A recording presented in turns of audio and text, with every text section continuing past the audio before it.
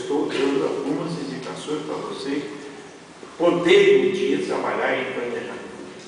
Prever impacto significa se adentrar no conhecimento da cadeia de fatos e conhecimentos e consequências, fatos e consequências de um projeto. Note bem, a cadeia de consequências de fatos relacionados a projetos. E essa cadeia tem que ter alguma metodologia para poder entender. Então, muita gente diz assim, não, professor, às vezes é um mágico. Fui falar um dia lá na Secretaria do Meio Ambiente, e esse secretário que agora está dizendo que é preciso não usar, apenas o projeto dele é não usar os saquinhos plásticos. Fala todo dia na televisão que vai resolver o problema do meio ambiente, não usa, fazendo com que a população não use saquinhos plásticos nas roupas. Esse secretário virou-se para mim e disse, o senhor tem vocação para mágico, dizendo que pode prever impactos. Porque ele nunca leu, nunca se interessou por nada. Então, eu ia dizer um nome feio para ele. Mas, notem bem, os que cuidam desses fatos têm alguns roteiros metodológicos para entender, para prever os impactos. Por exemplo, lá na Amazônia, quando tem um projeto de hidroelétrica ou um projeto qualquer de outro tipo, o pessoal que vai trabalhar no projeto, que é pontual, mas é pontual, depois se espalha para áreas enormes. Uma hidroelétrica é trabalhada no ponto de um rio, né? Barragem. Mas, em compensação, quando ela está pronta, as linhas de transmissão atendem uma região bastante grande. Então, é um pontual que se transforma em área eolar. Mas, naquelas áreas, eu vou ter que dizer umas coisas que eu não gosto muito de falar. Naquelas áreas, são muitos homens, centenas de homens, desde o início. E, evidentemente, as mulheres são requeridas como um complemento um pouco dramático. Né? Então, a prostituição vai junto, caminha junto. E, no caso da construção, das construções da Carajás, isso ficou bem evidente. Né?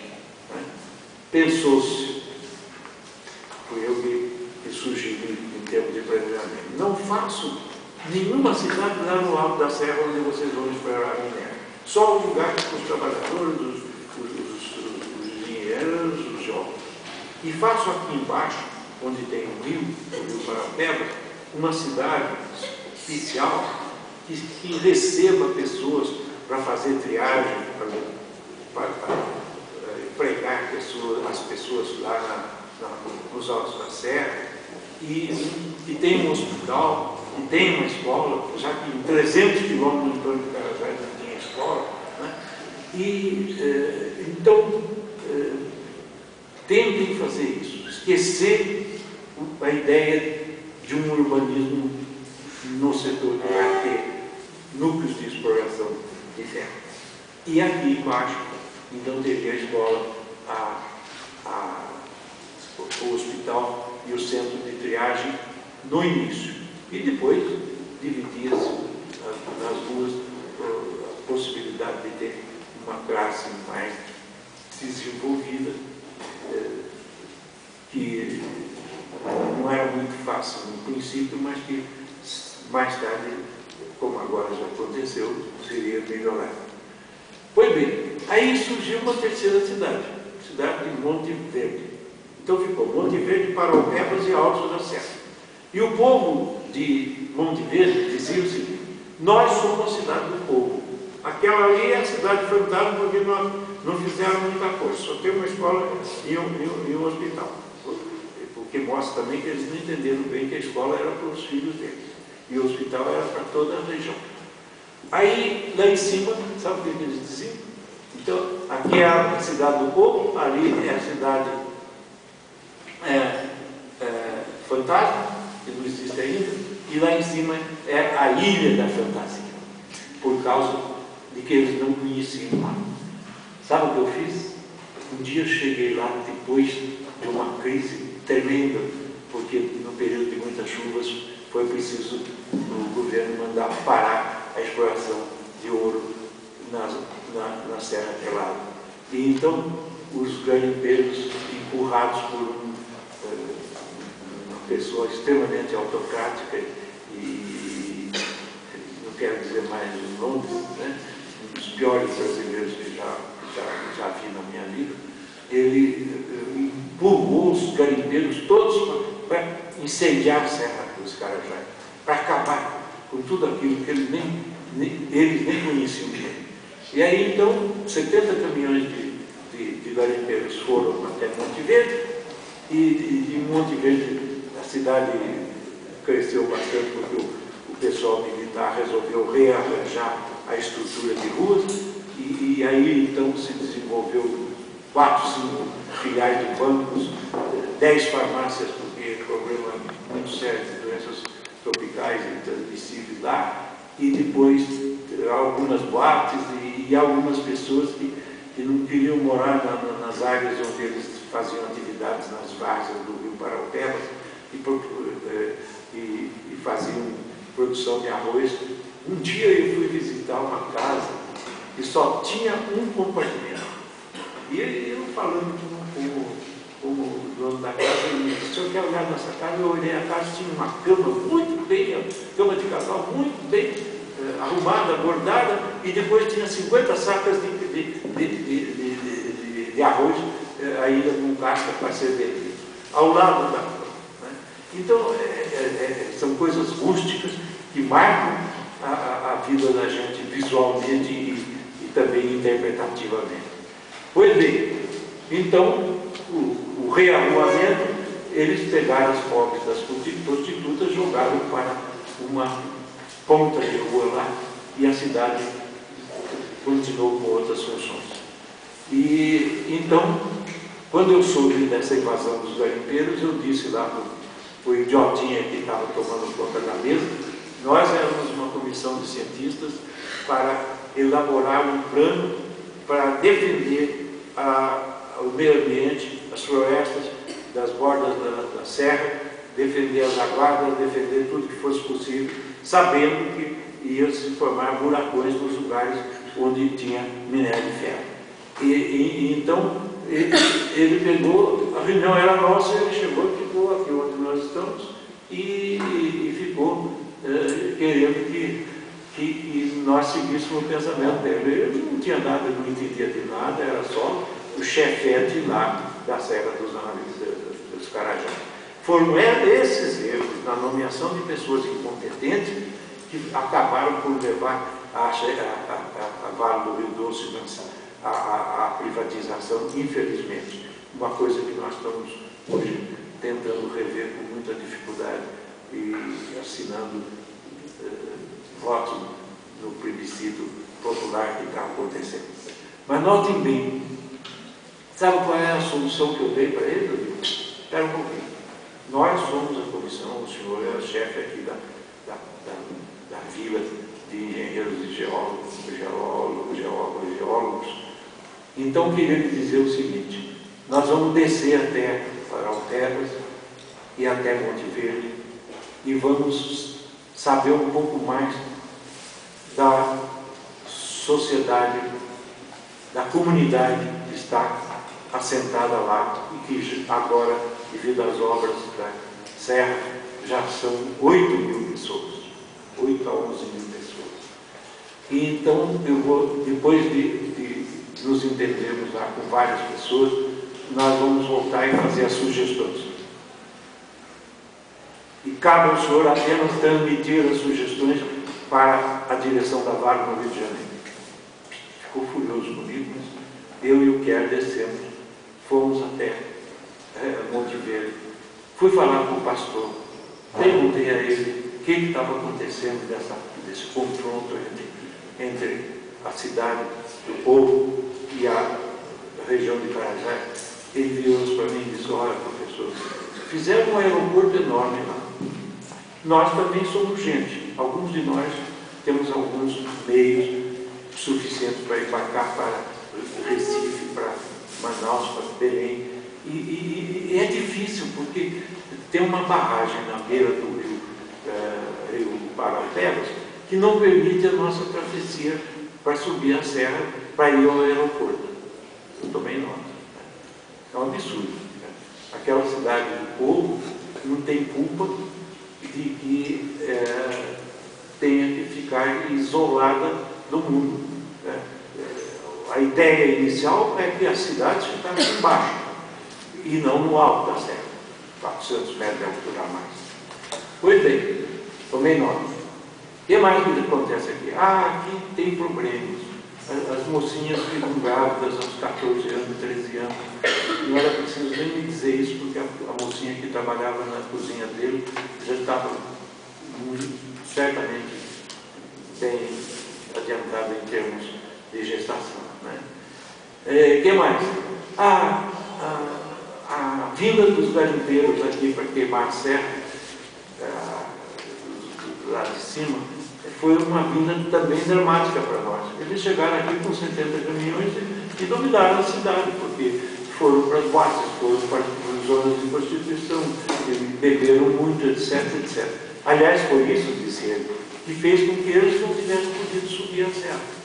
Porque de 70 caminhões foram alguns 3 ou 4 apenas para Paraupebas e não conseguiram subir. Bom, aí eu fui o diretor dos bancos, de alguns bancos, diretor administrativo, conversei com eles, fiquei sabendo da situação socioeconômica da cidade. Depois eu fui procurar os padres, não tinha padres na região, porque mostra de como a religião católica às vezes demora um pouco para chegar. E também fui até algumas farmácias. O que é a doença mais comum? A doença mais comum é terção maligna. Aí eu vi para um colega que era biólogo e disse: o que quer dizer isso? É uma malária violenta, que se não for tratada com muita atenção, ela mata a pessoa mesmo. Terção maligna. E daí eu fui para Paraupebas para entender o que aconteceu com a chegada dos poucos caminhões cheios de garimpeiros. E o que aconteceu foi o seguinte: eles, depois de ter estado em Monte Verde e feito todas essas coisas que eu falei, nas boates, nos bares, e gastando o dinheirinho que eles tinham, porque eles vendiam ouro e tinham alguma coisa, eles marcharam para Paraupebas, a tal cidade de fantasma. Chegando lá, foram direto no hospital. Chamaram o diretor do hospital, uma equipe, ficaram assim, em bloco na frente do hospital. Chamaram o diretor do hospital, era um moço formado em Belém, muito competente, muito simples, e perguntaram a ele: me diga uma coisa, o senhor manda sair todo mundo porque nós vamos incendiar o hospital. O mocinho olhou bem para ele e disse: o quê? Vocês vão incendiar o hospital feito para vocês? Faça um favor, faz uma comissão e vai lá para dentro para ver como é que são as pessoas que estão lá. Um setor de leprosos, um setor de pessoas, de senhoras que estão esperando ter seus nenéns, e um setor de terção maligna. Provavelmente, quando vocês chegarem na área da terção maligna, vocês vão reconhecer pessoas que vocês pensam que já morreram. Foi a conta. Os garimpeiros recuaram, deixaram o hospital livre e ficaram envergonhados, inclusive, porque tinha gente deles que estava lá dentro. Não quiseram fazer comissão. 2 pessoas só teve a coragem de entrar lá para ver o bairro, o setor dos leprosos, o setor das senhoras grávidas e o setor da terceira máquina. Bom, aí eles marcharam para a escola.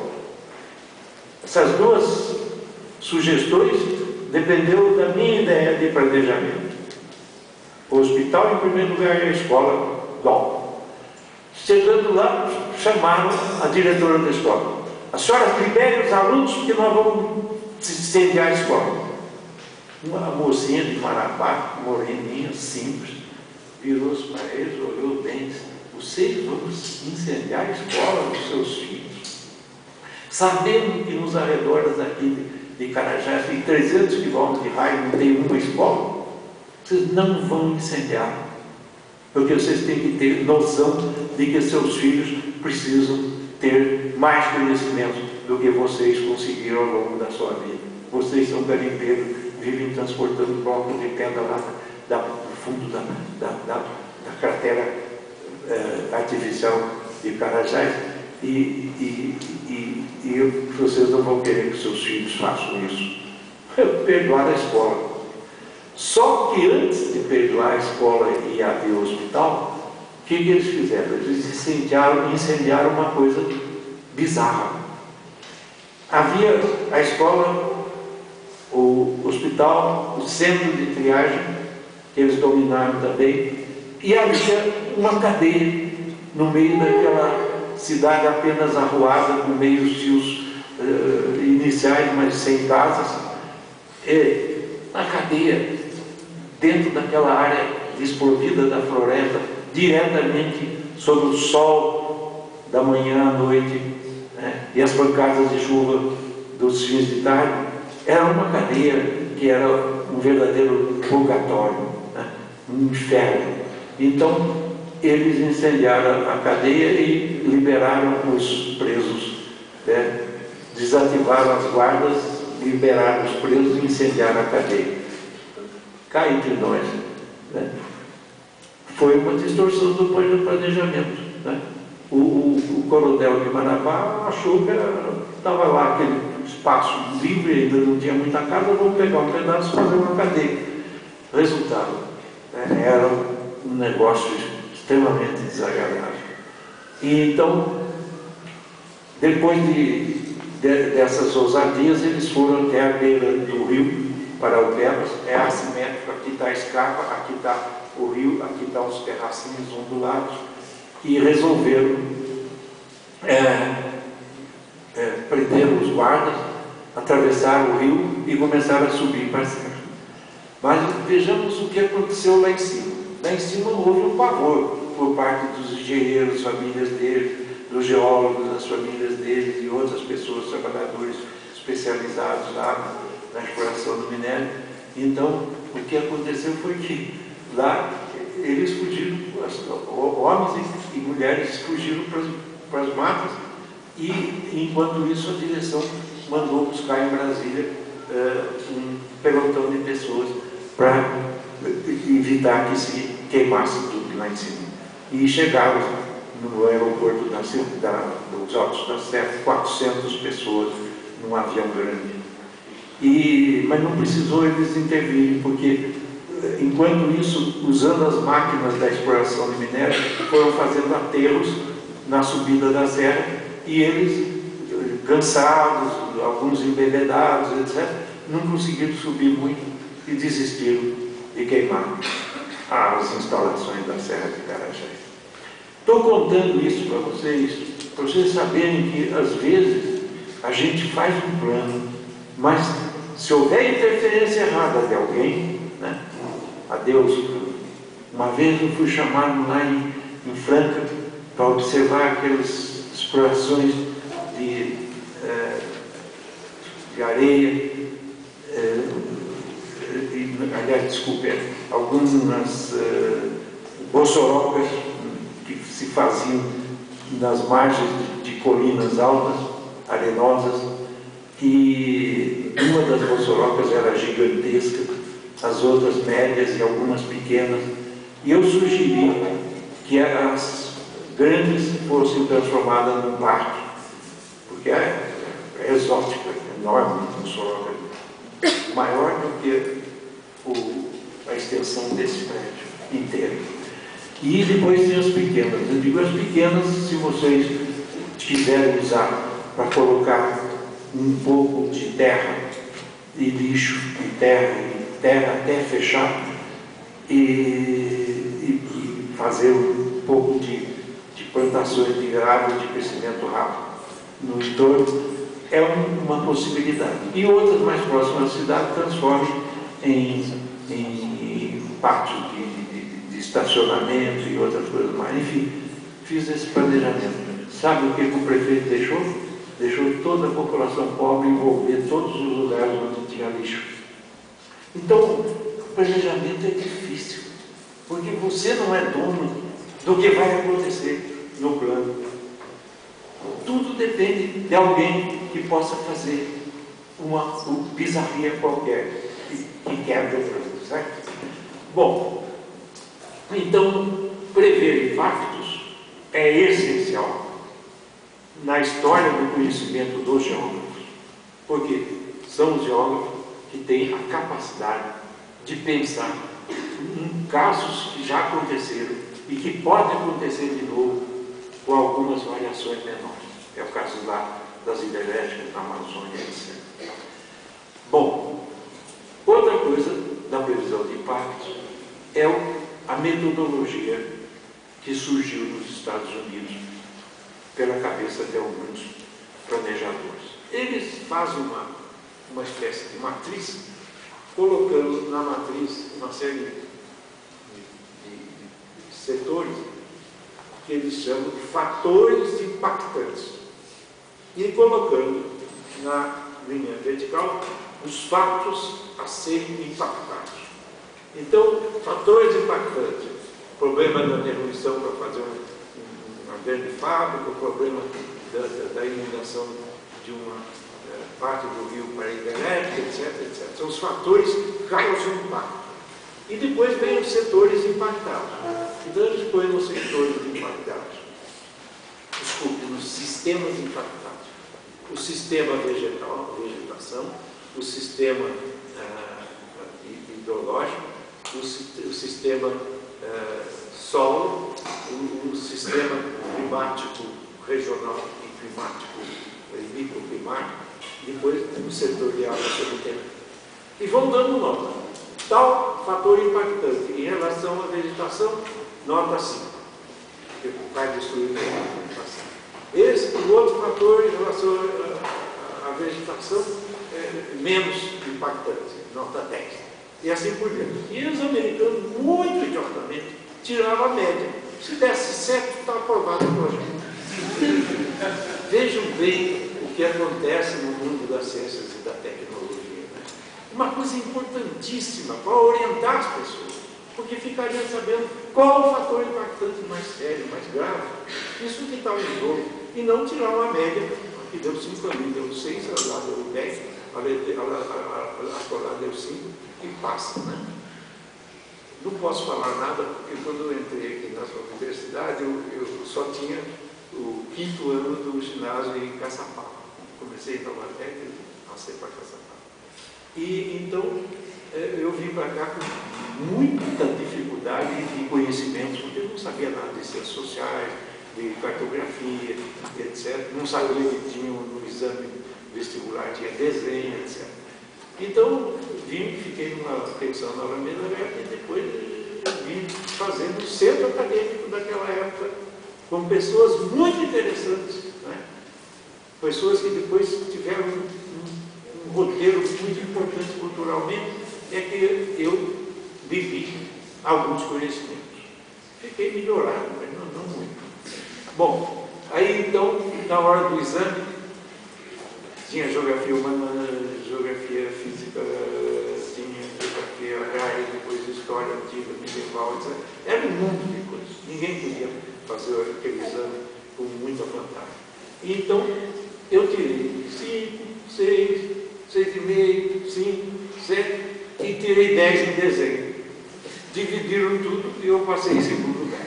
Mas isso mostra que não vale muito o problema da nota final, né?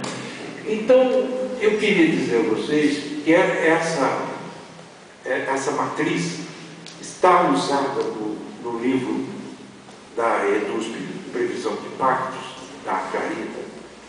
Tem o meu nome lá, mas eu só fiz o meu trabalho na parte brasileira. Mas dentro do livro tem uma moça do Rio, da COP, que usou muito essa questão dessa matriz, fatores impactantes, sistemas impactados. Só que vocês já vão ver que está incompleta a matriz dos americanos. vegetação, as águas, né, os solos, o clima regional. E esqueceram do principal, a organização humana do espaço para o qual vai ser proposto o projeto. E isso só os geólogos fazem bem. Os sociólogos podem ajudar bastante, mas a visão é muito genérica. Né? Se vocês forem ver a visão do Fernando Henrique Cardoso, comparado com a visão do antigo professor maravilhoso que essa casa teve, que é o Pasquale Petroni, é uma diferença fantástica. Né? Então, faltou esse problema do fator impactante sobre os homens, em termos de mudanças climáticas locais, em termos de poluição hídrica, poluição atmosférica e outras coisas mais. E de como, então, implantar um projeto sem ofender a organização prévia dos homens que já estavam na área. Isso é geografia, pessoal. Né?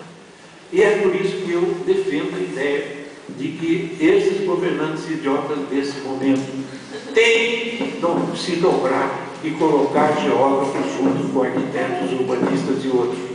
E não fazer uma igrejinha só de uma profissão e os geógrafos serem considerados elementos nulos dentro do projeto. Então, nós já vimos o problema da interdisciplinaridade, o problema da previsão de impactos em relação ao projeto e, em casos especiais, quando os geógrafos são chamados na hora certa para fazer no início de projeto, ele tem que fazer os estudos básicos para o projeto. Isso é uma coisa seríssima. Sem estudos básicos, não dá para implantar uma hidrelétrica, não dá para implantar uma siderúrgica, uma metalúrgica, um complexo petroquímico, como é o de Cubatão. Então, os estudos básicos têm que ser bem elaborados. Quando eu cheguei em São Paulo, depois de ter ficado únicos 2 anos que eu fiquei fora da USP, porque hoje eu ainda me considero dentro da USP,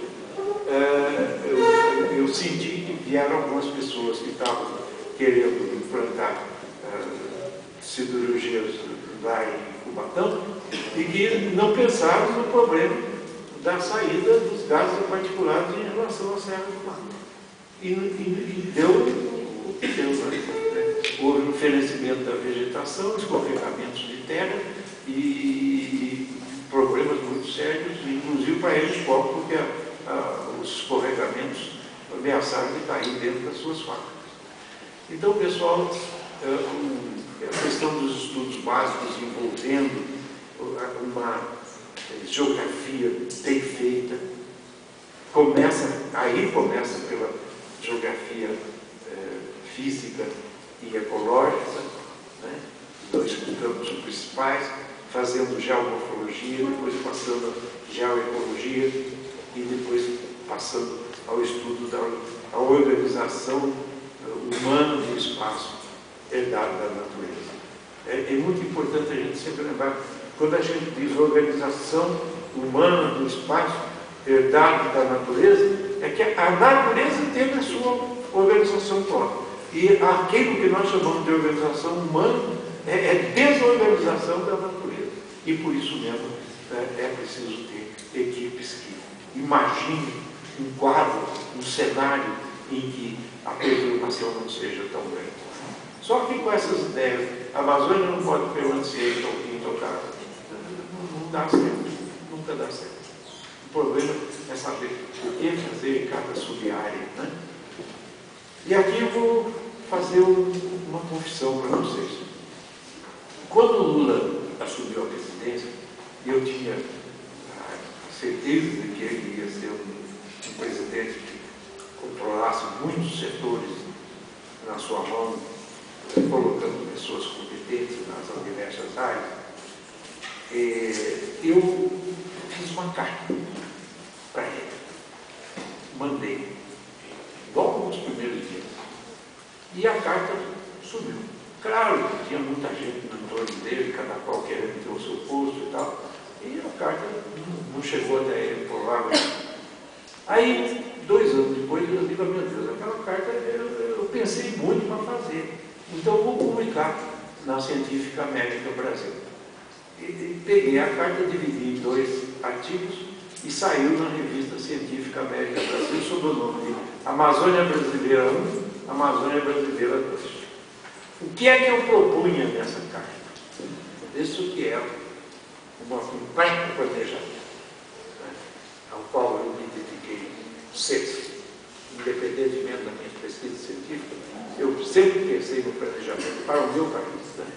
Então, na carta eu dizia o seguinte: presidente Lula, é importante, quando o senhor assumiu o governo, fazer uma reunião no Brasil de geólogos, geógrafos, agrônomos competentes que conhecem a Amazônia, com gente da Amazônia e gente de fora da Amazônia, para discutir um método de estudo de todos os subconjuntos espaciais da Amazônia. Então, em Brasília se faria a metodologia para a pessoa chegar lá no Alto Rio Negro e saber como é que estavam as condições das populações beiradeiras, né? Como é que estava a extensão da depredação a partir das cidadezinhas para o interior da selva, como é que estavam os índios que pudessem existir ali, como é que estava a situação do meio ambiente na cidade, como é que estava o conflito, o equilíbrio entre pessoas recém-chegadas e aquelas que já estavam. Aconteceu uma coisa dolorosa em São Gabriel da Cachoeira, é que, de repente, por motivos de ordem militar, levaram para lá um conjunto muito grande de soldados. Né? E a cidade era uma cidadezinha pacata. E, de repente, chega uma legião de soldados. Né? E os comandantes não tinham muita noção do conflito entre uma enorme quantidade de homens e uma cidade com homens e mulheres simplórios. Né? E deu a maior confusão. Os antropólogos que andaram estudando lá e me contaram aqui em São Paulo, eles me disseram coisas horríveis. Né?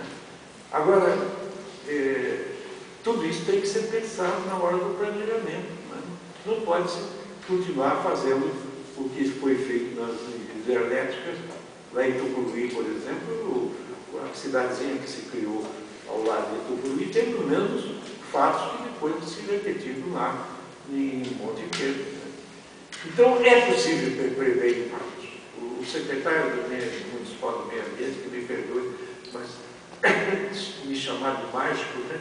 Porque eu invento como é que caminhou a situação, é porque nunca leu nada, não sabe bem, nem mesmo comentar essa matriz de fatores impactantes, esses sistemas impactados.